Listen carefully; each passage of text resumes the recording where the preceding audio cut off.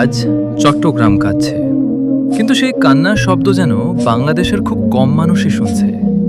যখন নোয়াখালী, ফেনী, কুমিল্লা, সিলেট, সুনামগঞ্জে বন্যা হয়েছিল, তখন চট্টগ্রামের মানুষ নিজের ঘরের চিন্তা ভুলে, নিজের পরিবারের কষ্ট ভুলে ছুটে গিয়েছিল অন্য মানুষের পাশে দাঁড়াতে।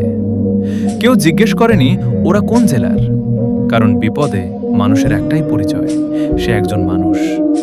কিন্তু আজ চট্টগ্রামের মানুষ বুক সমান পানিতে দাঁড়িয়ে আছে।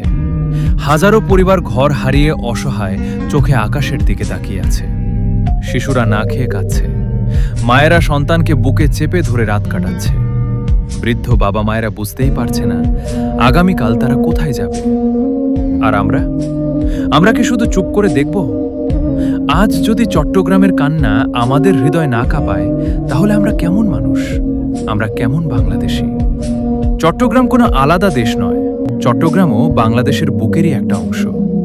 আজ এই অংশটা যখন পানির নিচে ডুবে যাচ্ছে, তখন পুরো বাংলাদেশকে তার পাশে দাঁড়ানো উচিত। আমি কোনো অভিযোগ করতে চাই না, আমি শুধু মানুষের কাছে মানুষ হওয়ার আবেদন করছি। আজ চট্টগ্রামের পাশে দাঁড়ান। একটা ফোন, একটা পোস্ট, একটু সাহায্য, একটু সহানুভূতি, হয়তো কারো জীবনে বাঁচার আশা হয়ে যাবে।